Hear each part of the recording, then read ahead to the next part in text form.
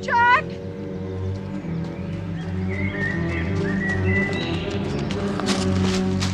I'm here, darling, I'm here. It's all right, Susan. I just stumbled, that's all.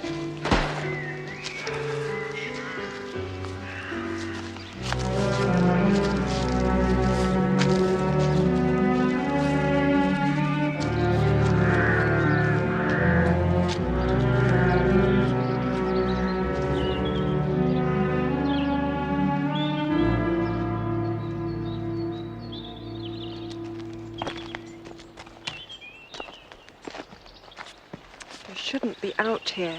You know what Dr. Bernard said?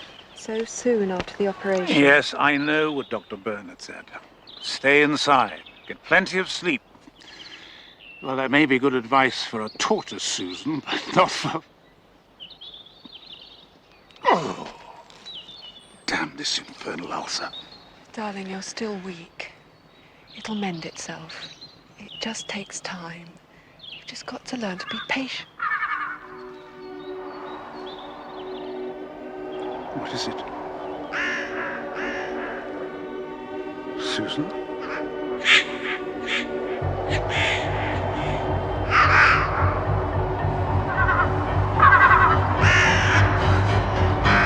It's up there again.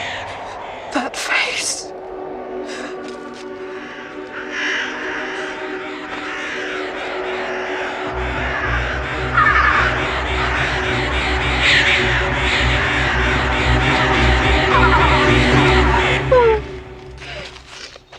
You heard it that time, Jack. Don't tell me you didn't hear it. That mad, horrible cackling. She was up there. Up there like before. Laughing.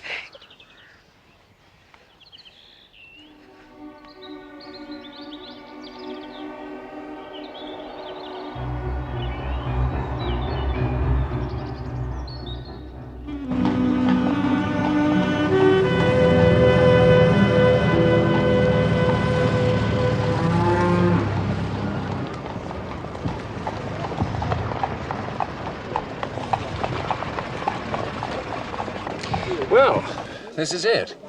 What was his name again? Norton. Samuel James Norton. Welcome to my hotel. This is the greatest day of my life. Let me take your bags. Thank you, Monsieur Norton. We received your letter this morning, and as you see, we came straight here. I've got two of my best rooms already in waiting for you, gentlemen. Thank you, Monsieur Norton. Now, in your letter, you state that the 3 farm workers have been poisoned. The syringe of the doctor has gone missing, and that it is only I, Hercule Poirot, who can solve the mystery. That's right, sir. But there's plenty of time. How about a nice pot of tea first? Oh, that's very kind. You don't do sandwiches at all, do you? Monsieur Norton, In a matter of murder, there is never the time to lose. The facts of this case, if you please. Right you are, sir. It's all here. The first 200 pages, anyway.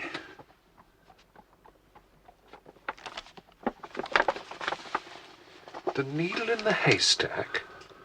A new murder mystery by Clarissa Norton? I use a woman's name.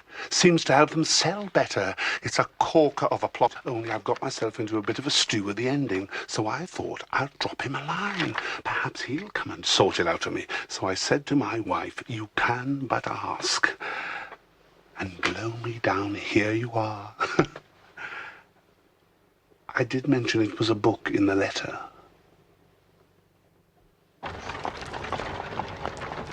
Oh, Hastings. Oh, mon Dieu, sacré alors.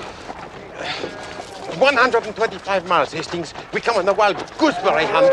And now we have missed our last train and we cannot leave until the morning. Sacré! Cheer up, Poirot. Plenty of things to do to while away the... I say, that looks like fun. Come on, Poirot. Genuine death masks of local murderers. I say, this is interesting. Apparently they got them by taking actual wax impressions of the killers' faces after their execution. Pretty grisly stuff, eh? Well, I find it most curious, Hastings, this English passion for perusing a collection of the glorified scarecrows. So far, I have not seen one likeness that is truly accurate. Hastings?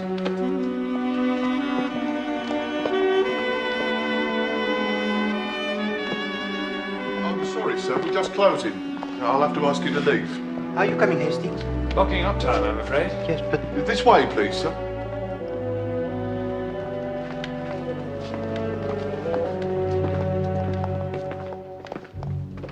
Sir?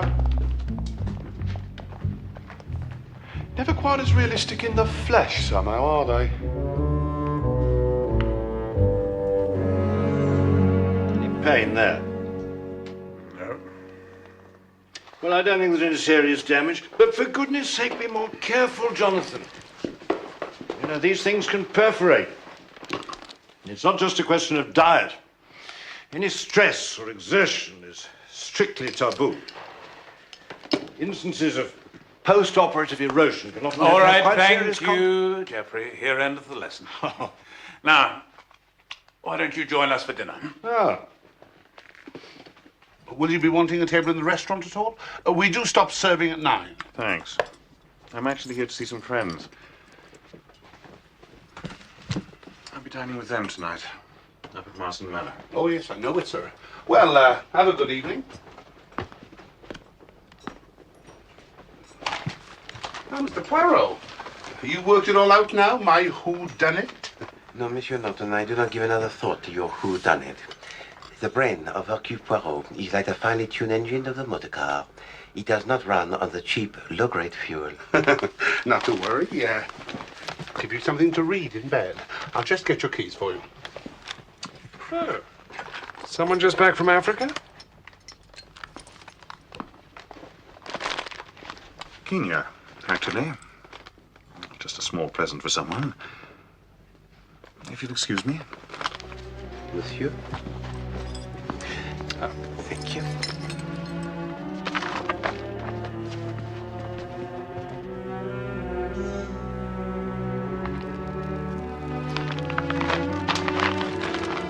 I picked it up in one of the markets. It was rather well done. Something another artist would appreciate.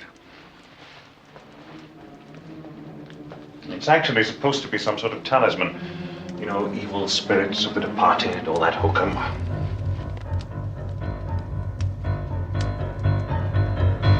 I'm sorry, have I said something?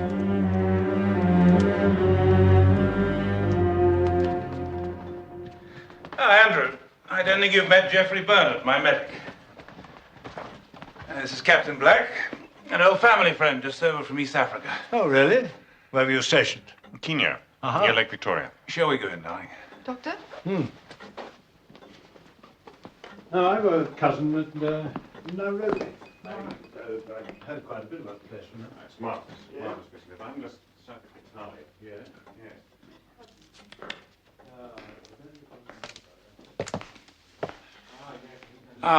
We're just about to have dinner, Miss Rawlinson. Won't you join us? Thank you, Mr. Maltravers. The books are still in a bit of a mess, I'm afraid. Well, perhaps you could join us later.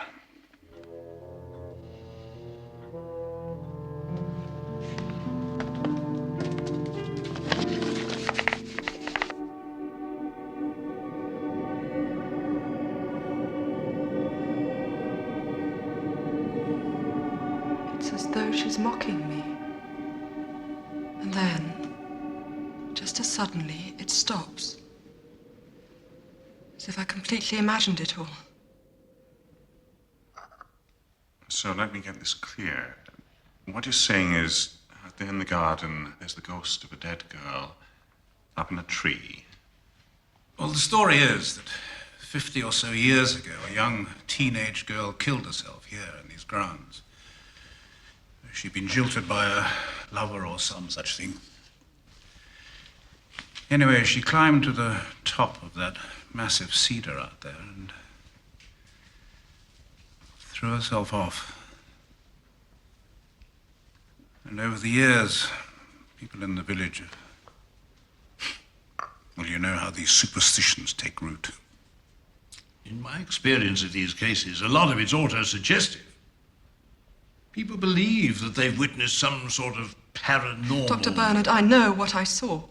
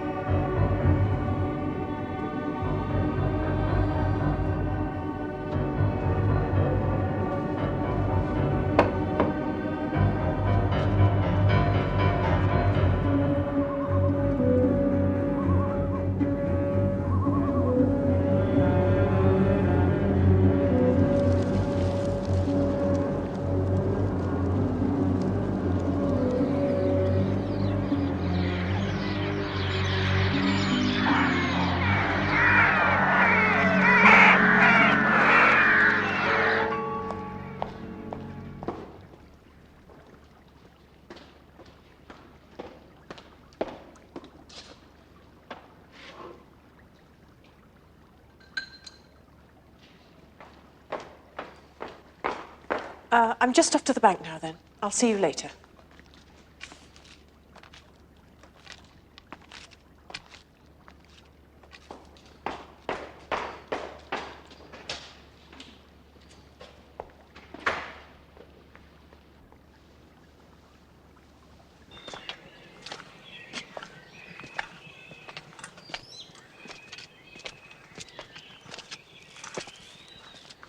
Danvers, chilly morning.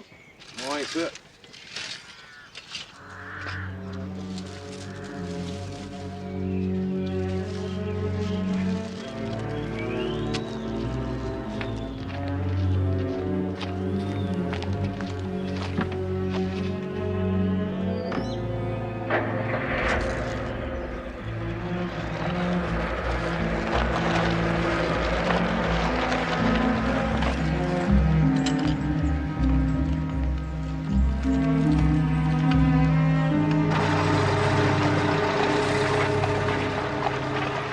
Finally, throughout the United Kingdom, preparations are nearing completion for the National Civil Defence exercise called by His Majesty's government for this Wednesday.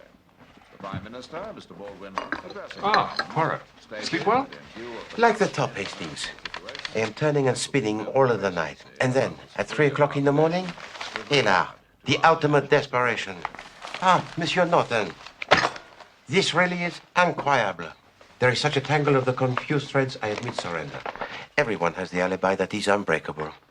Who could possibly have committed the murders? I know, that's what stumped me. I seem to have backed myself into a corner this time and I can't get out. Oh, not to worry. Was the accommodation all right? No, Monsieur Norton. The accommodation was all wrong. Oh. The duck feather pillows. It feels as if the ducks are still in them. Looks as if Captain Black didn't enjoy his stay much either. Come on. Booked in for a full week last night, paid up in advance, and now this morning he's gone. Perhaps he was frightened away by ghosts. Now then, breakfast. How about a nice kipper? They're fresh today. My tea, son. 2 slices of bread, toasted on one side only, if you please. Ghosts, did you say? Oh, yes. Haunted house, Marsdon Manor, where he went last night. They say it's full of them. You have seen them yourself? Well, no, not personally, I haven't, of course. How do you know they are fresh? Sorry? The kippers. Oh, yes. They're fresh, all right. We get them delivered twice a week from Grimsby. So, it is the place of the untold evil, crawling with the spirits of the living dead. Grimsby? Marsdon Manor. Monsieur Norton, my breakfast, if you please. We both have the urgent train to catch.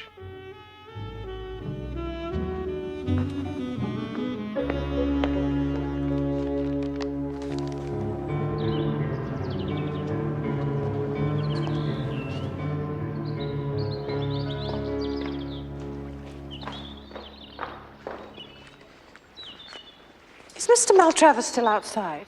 I need to have a word with him. I suppose he must be. Is it 11 already? He's usually come in for his pills by now. Madam! It's Mr. Maltravers! I think you better come, quick!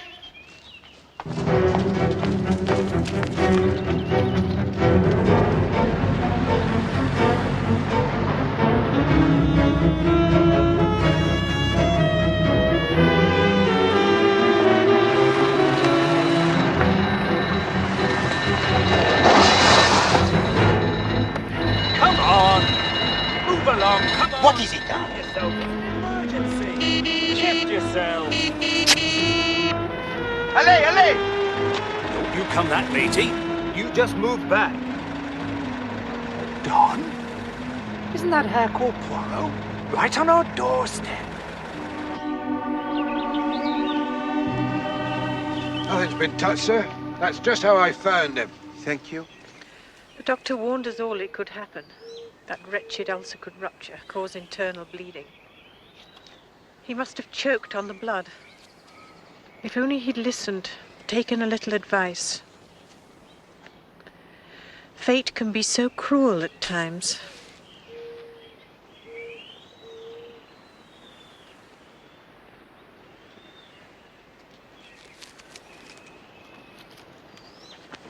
Monsieur Danvers, you say that you discovered the body at 11.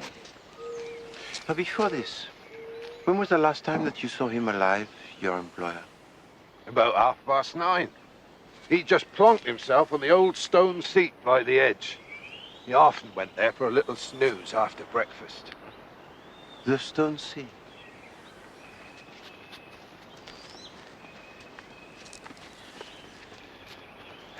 His poor young wife. So heartbreaking. They hadn't even been married 2 years. Excuse me, officer. Met at one of them society parties up in London. Real whirlwind romance. If ever 2 people were in love. And the other lady? Miss Rawlinson? Oh, she goes back a lot longer. She'd been a secretary, must have been 20 years. Well, secretary. She practically ran his affairs for him. He wasn't the most organized of gentlemen. Terrible sight, though. Something about that look in his eyes. Almost as if he'd seen a ghost. Yes.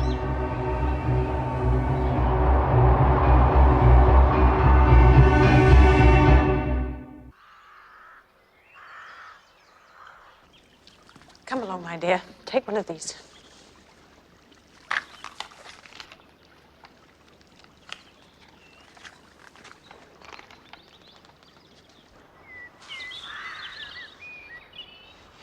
Eh bien, regardons, regardons. Où est-il? Ah, voilà. What have you found? What I was looking for. I don't see anything. Oh, look at that. Un moment. Qu'est-ce que c'est? Ah, there are more.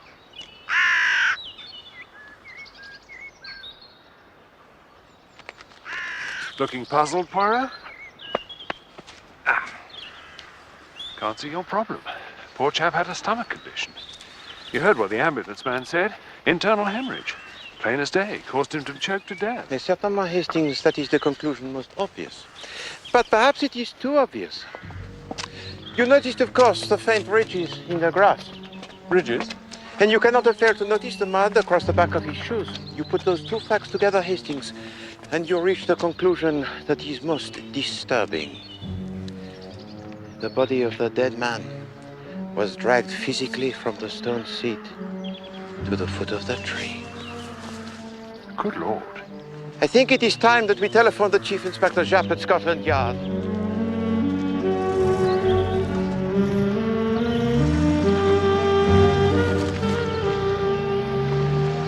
You were in the south of France 2 months ago. That's when it got really bad. We had to cut short our holiday. Rush back so they could operate. They said so long as he rested, took things easy, there was every chance he'd make a full recovery. But you couldn't keep Jack indoors like that all day long. He'd suffocate, go mad. My dear, do you think it's one? It was her. I know it. She killed him. She? Madame Maltravers? I think it would be best if you all left now. She's still in a state of shock. Up there, in the tree. That awful, laughing woman. That's what he saw. That's what frightened him to death.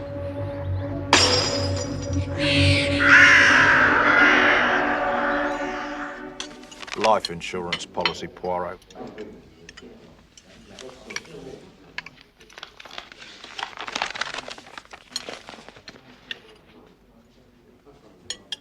£50,000. That is indeed a great amount of money, Chief Inspector. Ask yourself, Poirot. Man insures his life for a hefty sum like this. His health takes a sudden turn for the worse. He becomes a burden on his poor young wife. He might decide life's not worth living anymore. He's more used to her dead than alive. Suicide? Insurance fraud. It's certainly worth considering. Well, the boys from the insurance company have been doing their homework, and it seems that our Mr. Maltravers's business affairs have been going through rather a sticky patch of late. As things stood when he died, he was on the verge of bankruptcy. No, merci. Now, that would give him a pretty powerful motive to engineer his own death, pay off his debts, and make sure Mrs. Maltravers was left well provided for. Tell me, Chief Inspector Japp, how is Monsieur Maltravers supposed to have taken his life when there are no signs of the violence, no injuries of any kind on the outside, and there is no poison that can fill the mouth of a man with the blood? Presumably the post-mortem will tell us if it was the ulcer. Yes, that'll take a couple of days yet. We've got to get a pathologist over from Norwich. And of course, we mustn't forget Captain Black. Now, he left in a bit of a hurry. I hope you've got your lads on the lookout for him, Chief Inspector. Yes, we circulated a full description of all the major seaports. Although, of course, it's not really the... You seem to know a lot about all this, sir. Crime and detection, Chief Inspector, are a special hobby of mine, as Mr. Poirot here will tell you. Now, I've drawn up a little list of the principal suspects, which I think you'll find very useful. Thank you. Monsieur Norton, perhaps you would oblige us with a little more of your most illustrious applesauce? Certainly. Thank you.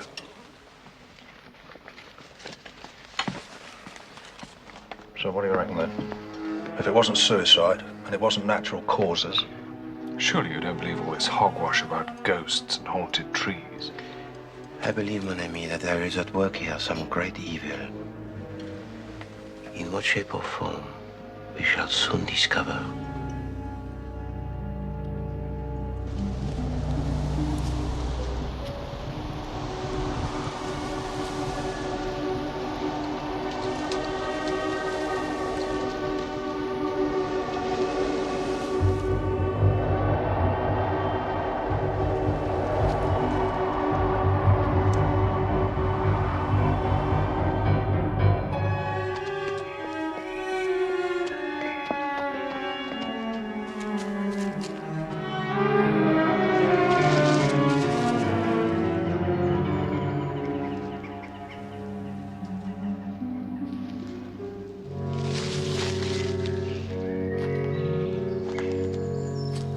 Sometimes they walk in their sleep, no? And like the misdeeds of the past, they return to haunt us. You think I'm mad? Out of my mind?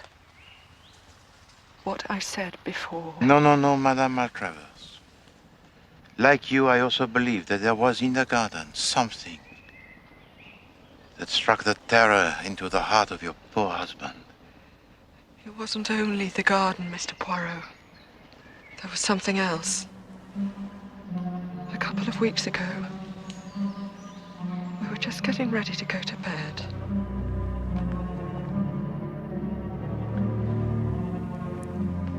Jack was in the bathroom. I'd just taken my sleeping pill. I turned to the mirror to brush my hair and...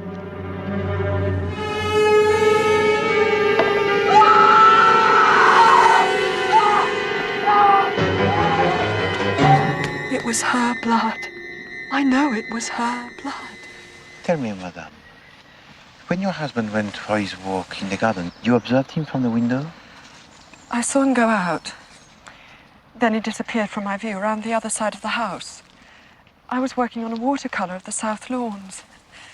And he used to go and sit in front of the old yew hedge. On the west side of the house? Mm-hmm.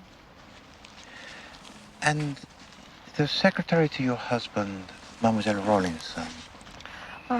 She went to the bank at about 9:30 and returned at 11. I just finished my painting. I think I was just washing the brushes through when she came back in and asked to see Jack. That's when Danvers came running across the lawn. I'm sorry, Mr. Poirot. I'm sorry. Madam.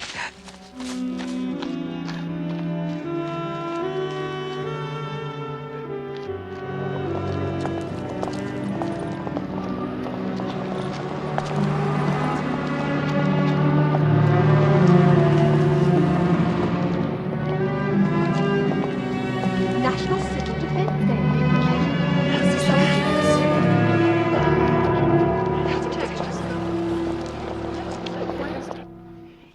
Is it an emergency? The doctor does have rather a lot of house calls later this morning. S'il vous plaît, Madame, say to him it is Hercule Poirot. I think that he will see me. Goodbye.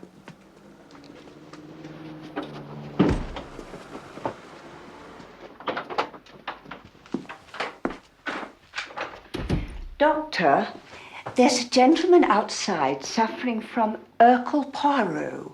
He seems to think it's quite serious. Oh, yes, thank you, Margaret. Show him through.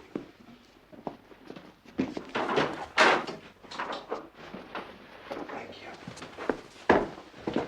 Mr. Poirot? Monsieur le Docteur, I would like to introduce you, if I may, to my associate, Captain Hastings. How do you do? How do you do?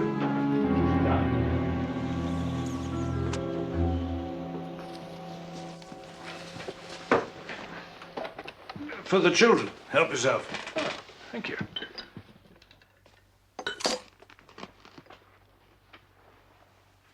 Dr. Bernard, in your expert opinion, how dangerous was it, the stomach condition of Monsieur Maltravers? I'm afraid I'm not in the fortune-telling business, Mr. Poirot. Of course, we all knew there was a risk of complications. There always is. He's a very hardy type, Jonathan. Very strong constitution. Shouldn't have had any problems. He really shouldn't. What do I know? 45 years medical experience. Sometimes doesn't amount to a jot in the end. Rot your teeth, you know. Do you also prescribe the drugs for Madame Maltravers? Oh, yes, from time to time. Sleeping pills, that sort of thing.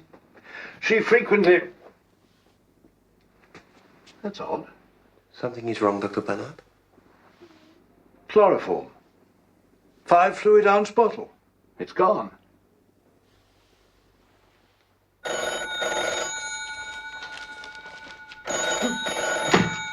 Hello, Marsdon.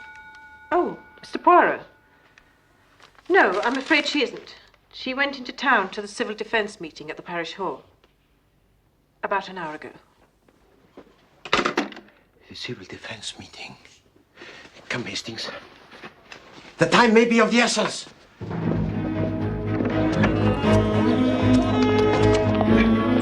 Excuse me, madame. Excuse me, could you tell me, please, where is the parish hall? Merci.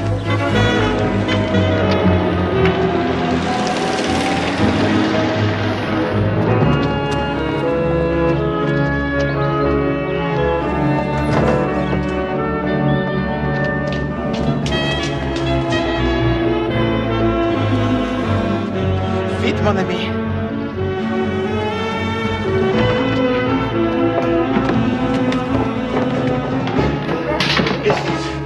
Enabling the wearer to breathe in without fear of inhaling noxious gases. In the event of a sudden emergency, make sure the mask is secured by fastening the strap at the back of the head. Excuse me, madame. Madame Maltravers, are you here? Madame Maltravers! Dégage-toi, quick! From moving that way! Excuse me! Clear the way, please! Clear the way, please! Excuse me, please. Excuse me. Madame, some smelling salts or some brandy, and fetch at once a doctor. Captain Black.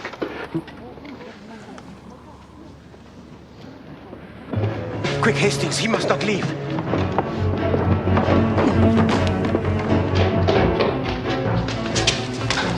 In a bit of a rush, aren't we, sir?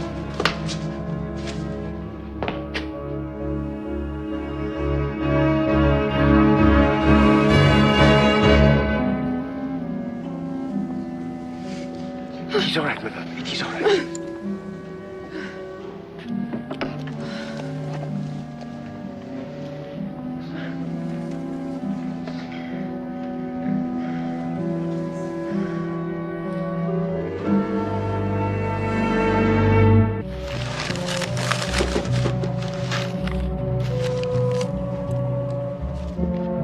Sir.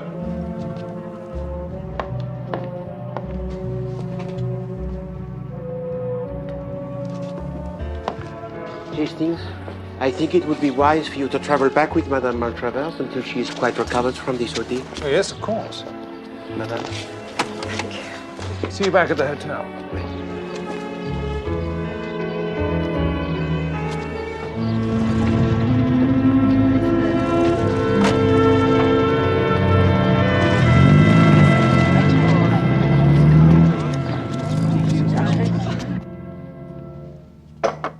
Why did you try and run away back there, Captain Black? I wasn't running away. I was running downstairs to see if I could help. I didn't fill this blasted thing with poison. My God. I wouldn't harm so much as a hair of her head. I've done nothing wrong. Well, in that case, perhaps you'd like to tell us why you vanished like a ghost on the morning of Mr. Maltravers's death, where you've been for the last 24 hours, and how you came to turn up again here today as an attempt's being made on his poor young widow's life.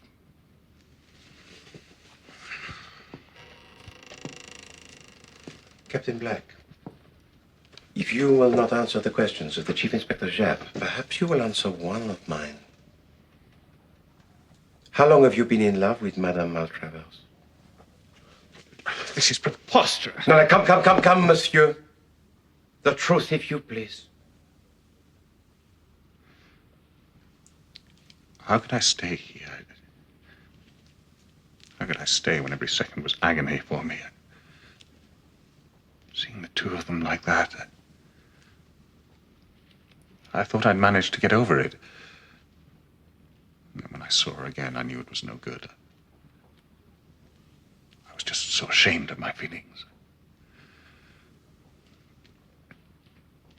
I got the train back to Tilbury next morning, planning to return to East Africa and put it all behind me. Then when I read of his death in the newspaper, naturally I had to come back and... Yes, of course. The newspaper. Tell me, Captain Black, the night you arrived at the hotel, you had with you a parcel, is that not so? Wrapped in the newspaper. Yes, it was an African carving, a kind of talisman that I picked up while traveling in Kenya. Yes, and you said, as I now recall, it was a present for someone? For Susan. That's right. I'm afraid it might have unnerved her, rather. She's slightly superstitious about that kind of thing. Is this relevant, Poirot? Relevant, Chief Inspector? Yes. For we have now found the key to the death of Monsieur Jonathan Maltravers. The colours really are delightful, I must say. You really have a special talent, Mrs. Maltravers. Thank you. Look, are you sure you're all right now? It's been such a ghastly ordeal. Some rest and quiet, I think, is what she needs the most. She's in safe hands, aren't you, my dear?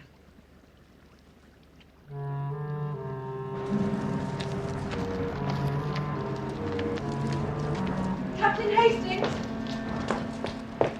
I'd like you to have this for all your help today. I say, that's awfully kind of you. Are you sure? I can't stand another night of it. On my own in the house with her. Miss Rawlinson, I don't understand. There was something between them. Once upon a time, years before I met him. Of course, it was all over as far as Jack was concerned, but I don't know. With all this, I just don't know anymore. All of a sudden, she scares me.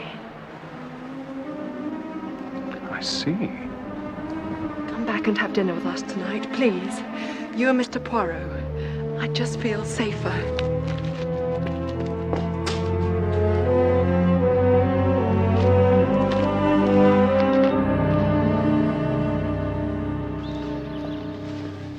So, what's happened?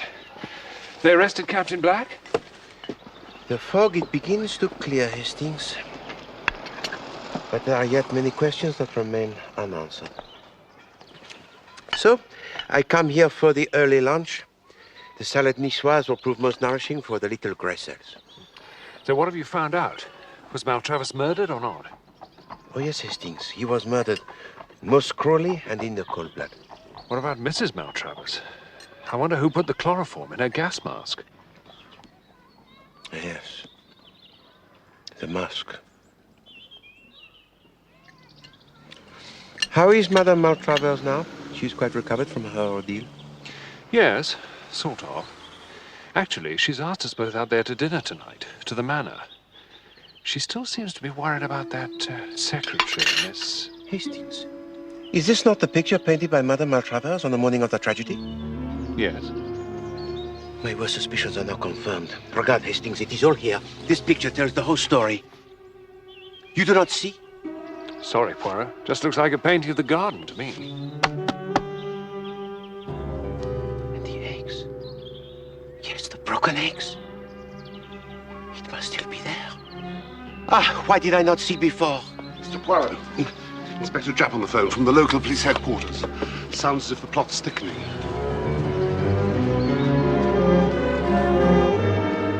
Ah, Poirot. Thought you might be interested to hear the rather startling results of that post-mortem. According to this, what actually killed Jonathan Maltravers was... How the devil did you know that?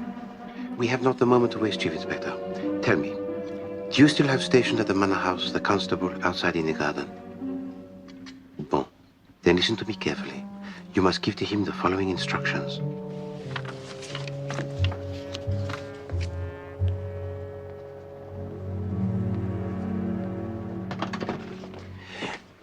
Incidentally, Monsieur Norton, the killer is the explorer who is bedridden. Really? Oh, may we? He fires into the fruitcake the poison dart from his window upstairs. Good Lord. I think you may have solved it for me. And you, my friend, can repay with a small service for me.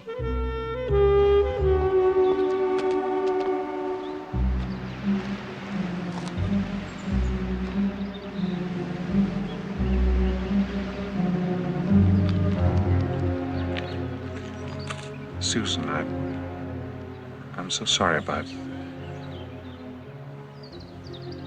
I had to come back. Do you understand? It was very sweet of you, Captain.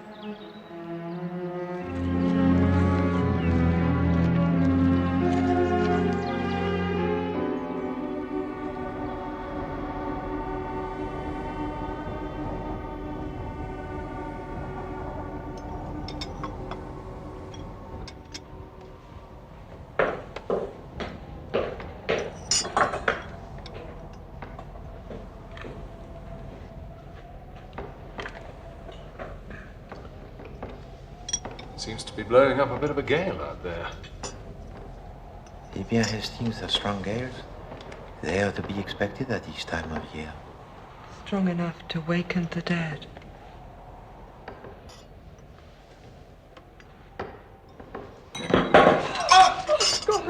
No, madame. Sit yourself, please. Please, be seated. It is nothing. Voila.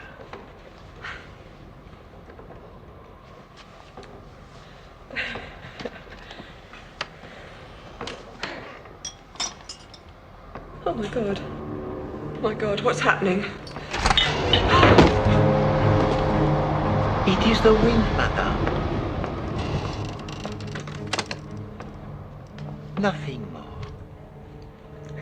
No. No, those doors were locked. I locked them both before dinner. I distinctly remember.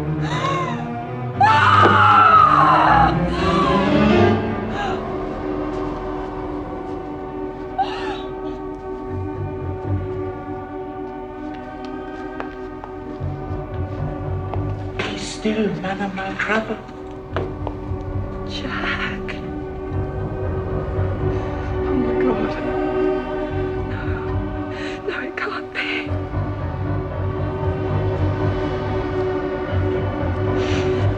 Madame, your hand, it is bleeding. No. No, Mr. Poirot. Jack's blood. My husband's blood is on my hands. Because I killed him.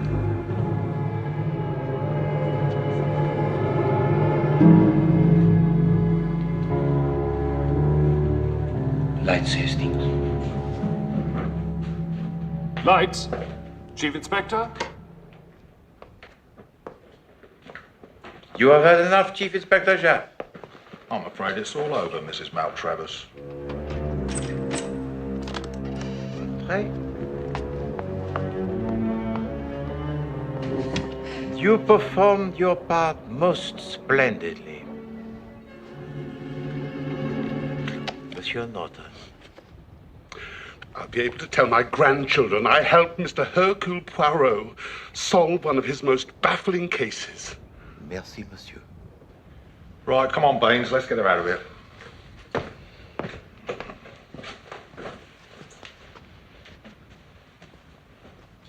Susan, you did this for me. For you.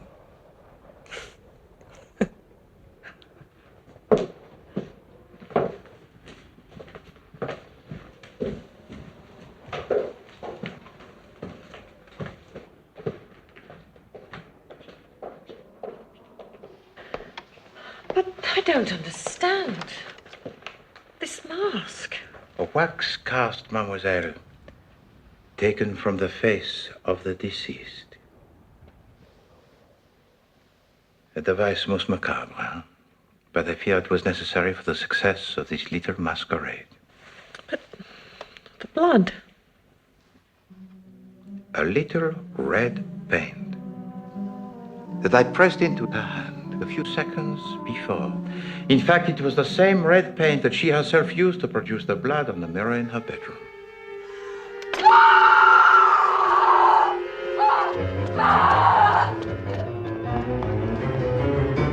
She? Oh, yes. just as she invented the face in the cedar tree. Of course, there was no face. There was no laughter. The wind paints the pictures in the leaves, and the screechings of the rook plays the tricks upon the ears. The seeds of fear, once they are sown, begin to grow in the imagination. But why? Simplement to unsettle her husband, to drive him to his grave.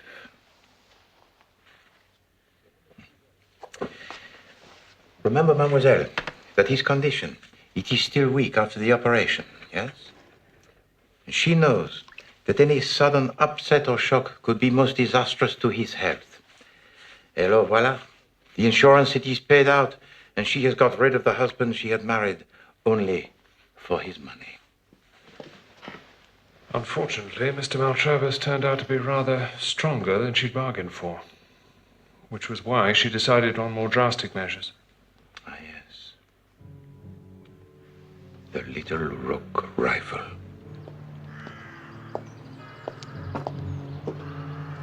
Jack? Mademoiselle Rawlinson, you are at the bank. Monsieur Danvers at work in another part of the garden. And so she took her chance. The rook rifle with its tiny bullets was the murder weapon. Parfait.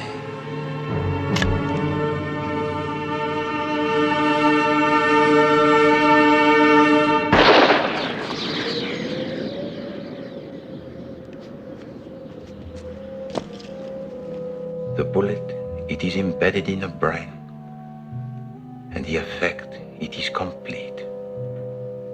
The internal hemorrhage that is fatal. For the moment she conceives the weapon in the hedge, and in so doing she disturbs the nest and the eggs of the blackbird.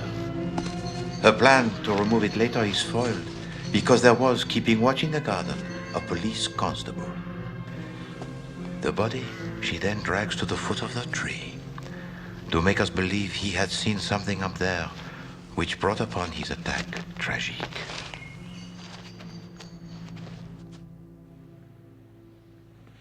Ah, yes. With the arrival of Hercule Poirot, she starts to panic because she knows that I suspect the murder. And so she stages the clumsy affair with the chloroform in the gas mask to make us believe that her own life was under threat.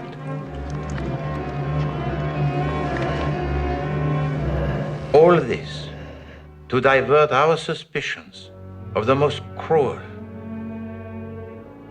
the most brutal murder of her poor husband.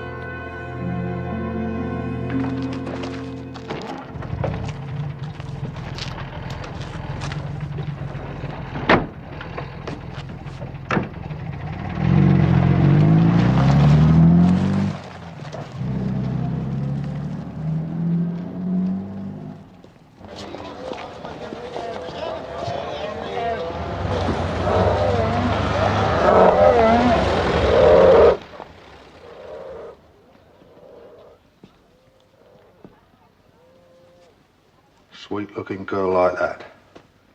Who'd have thought she could come up with such a grisly idea? Ah, but Chief Inspector, the idea did not come from her. It came from her admirer of the most ardent, Captain Black. You don't mean they were both in on the whole thing? Oh, no, Hastings. The newspaper. Someone just back from Africa? That was wrapped around the present of Captain Black. On the front page, there was a story about a farmer in East Africa who had killed himself in exactly the same manner, with a rook rifle in the mouth. You did not observe the headline?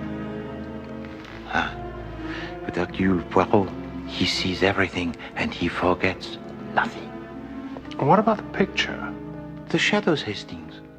They were all cast from the right to the left. You do not see? Sorry, Poirot. Madame! I think you better come quick!